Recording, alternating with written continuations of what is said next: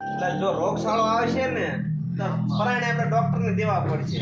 તમારે ઉત્પાદન આપણે ખેડૂત લેવી છે, પણ એ માર્કેટમાં તમારે ઓર્ગેનિક માલ જે માર્કેટ આવું છે, પણ મારો એક જ અભિપ્રાય છે કે કમસે કમ ઘરે કેન્સર કે ઘરે રોગ ન થાય એટલા માટે દેશી ખાવાનો ખોરાક આપણે ખેડૂત ઉત્પન્ન કરવી. બરોબર.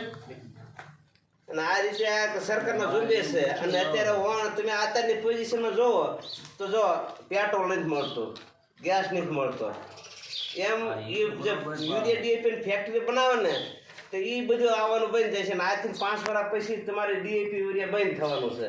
એની એવેજીમાં પ્રાકૃતિક ખેતી આપણે બધાને ખબર છે કે ખેતર હોય તો ખાલી થયા પછી એને કોઈ પણ જે અડવશેષ હોય ને એને બાળવાના નહીં, ખેડવી નહીં, કટર મારીને એમાં નાખવાના. આ બધું સરકારનો ઉદ્દેશ્ય છે.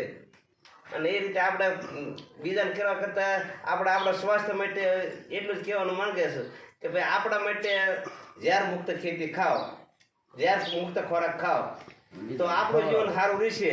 બાકી હું ઉભા ખાઓ અને દવાખાના પૈસા મારે જ દેવાના છે, અને તમે જે ખાશો તો દવાખાના પૈસા તમારે જ દેવાના છે. અત્યારે આપણે બધાને ખબર છે કે બેન દીકરીની ડિલિવરી થાય તો ઘરે ડિલિવરી નથી થતી, એ હોસ્પિટલમાં જ જવું પડે. એનું મેન કારણ શું છે? તો આપણે નિર્યાખી ન જોઈએ કે, પણ આપણે જે ભારે કોરાજન ને અવાટ એ દવા છાંટવાના અવશેષો આવે, એ દવા કોઈ પણ જાતનું ઝેર નથી. એ ઝેર નથી, એનું મોઢું બંધ કરી દે. મોઢું બંધ કરી દે ને એટલે ખાવાનું બંધ થઈ જાય. 4-5 કલાક ન ખાય એટલે મરી જાય. આપણે કે રિઝલ્ટ આવ્યું. એ દવાના અવશેષો આપણા શરીરમાં આવ્યા છે. આપણે બેન દીકરી બહુને ડિલિવરી કરવા જઈએ તો આપણે કે ભાઈ સિરિઝન કરીએ, પણ મારી બાળકનો વિકાસ પૂરો હોય અને મોટું ખોલે ને તે આપણે શું કરવાનું? એટલે ન હોય સિરિઝન કરવું પડે. આ એક સરકારનો ઝુંબેશ છે. ખરેખર બધાને અનુભવ છે, આમાં નવીન કાંઈ છે નહીં. અને આ બધું સરકારે પહેલાં અમને તાલીમ દીધી, વાંથાભાઈ જતા, બધા જતા, આપણે પરવાસ થઈ ગયા, પણ બધે શિક્ષણ એક જ આપ્યું છે કે તમે માર્કેટમાં ન વેચો, ગમે ન કરો, કાંઈ નહીં, પણ આપણા ઘર પૂરતું આપણા સ્વાસ્થ્ય માટે આપણે ખેડૂત છીએ. અને આપણા માર્કેટમાં જો ઓર્ગેનિક વેચો, માર્કેટ નથી, માર્કેટ થાય પણ એની માટે સમૂહ જોવે. માનો કે જિલ્લા પંચાયતને આપણે હુકમ આપ્યો કે વિશે તમને માર્કેટ તમને અપાવવું, પણ 24 કલાક ન થાય કાંઈ નહીં, પણ 8 કલાક આપણો ટાઈમ ભર્યો હોય કે સવારના 8થી કે સાંજના 4 વાગ્યા, 11થી કે સાંજના 5, ત્યાં માર્કેટ ખરીદવાનો ટાઈમ હોય ત્યારે જો પૂરતો માલ આપે ને તો આપણે માર્કેટમાં જ વૈસે કરીએ છીએ. પણ પ્રથમ પહેલાં આપણે માલ લીધે એટલે આપણે ઉપયોગ શું કર્યું? અને સાહેબે એવી મેં વાત કરી કે તમે ઓર્ગેનિક બનાવો તો અમારે ભાવ નથી મળતા. ભાવ તમારે લેવા છે, પણ 2 રીતે માલ વેચાય. એક હોલસેલ ભાવ વેચાય અને એક રિટેલ ભાવ છે. તો હોલસેલ વાળો જે 5 ટ્રાન્સપોર્ટ કરવા જાય એનો તો કમિશન લાગે. જો તમારે ઊંચા ભાવ લેવા હોય ને તો આથી વેચવું પડે, અને નીચા ભાવ લે તો વસેટી મફત તો સેવા કોઈ નથી કરવાનો. એટલે માર્કેટનો પ્રશ્ન આપણો છે એ વાત હાઈસી છે.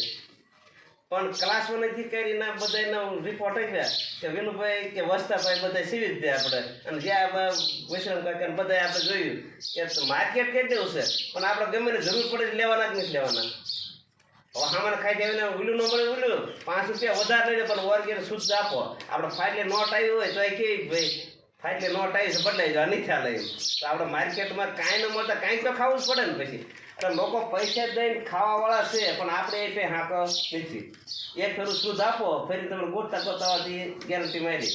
હું આ 7 વર્ષ કરું છું. વસ્તાભાઈ છે, વસ્તાભાઈ અમારે વડોદરાવાળા ગીતાબેનને વિડીયો આપણે બનાવ્યો હતો કે એક ફેરું તેલ બનાવ્યું એટલે મારે અત્યારે અગાઉ ખાતામાં પૈસા નાખી દે ટિકિટમાં ડિલિવરી કરવાની, પણ મારે તેલનું ઉત્પાદન લઉં ને ત્યારે પહેલાં ખોખા કાઢી નાખવાના, વજન કરી નાખવાનું.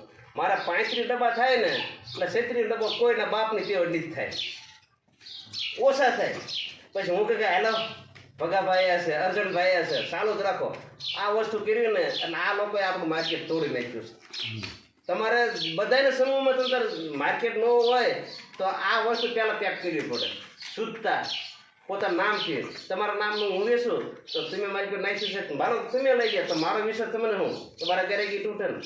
એટલે માણો ગરાકી નો તોડા બીજા લે છે.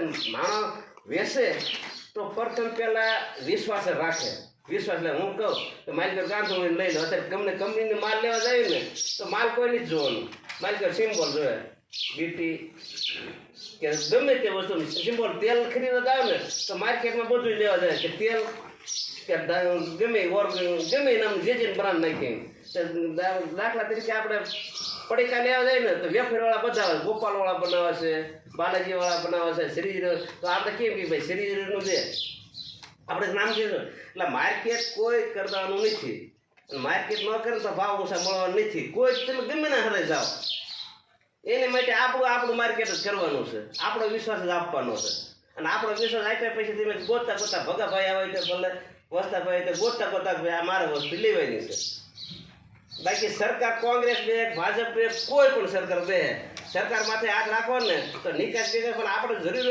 લેવાના જ છે એમ આ વસ્તુ સરકારનો ઝુંબેશ છે તમે બધા આયા ખૂબ ખૂબ આભાર ધન્યવાદ આમાં મારે કોઈ હેતુ નથી આ એક મારું મંડળ કહેવાય આ હાજી પૈસા મારા હાથા વ્યાજ કે રામા મંડળમાં રમે તો વસ્તાભાઈ રમે છે બધા તો આપણે બને કે ધર્મના ટેકો જેવી અને મારો એવો ઊભી છે કે આ મારા ભાઈ તમને ખબર કે શોર્ટ લાગીને પાછો ગયો એ તો અકસ્માત થયો એમાં કેન્સરથી પાછા મારા બાપુને કે બીજા વસ્તાભાઈ કહેતા કે બીપી લો થઈ ગયો અને હમણાં આપણા ગામમાં 4 બનાવ બની ગયા એક આપણા પેથાભાઈ વાડીએ ગયા હુમલો આવી ગયો પેલા મંજીભાઈ વાલાણી વાડીએ ગયા હુમલો આવી ગયો ટીકડા આપણા પૈસાભાઈ દુમાઈ ગયા વાડીએ ગયા હુમલો આવી ગયો તો દુઃખ તો આપણું છે જ ને આ દુઃખને લઈને આપણે એક ઝુંબેશ આપી છે કે જો આમાં મીટિંગ વાળા બધા રાજકારણ વાળા છે ને કે નાસ્તો હોય તો આપો ઓલું આપો તો નાસ્તો તમે ભેગા થયેલા આપણે સફળતા આપવાનું જે કરી પડી બરોબર પણ મેન વસ્તુ આપણું જીવન સુધારવા માટે આ મારું એક નાટકનો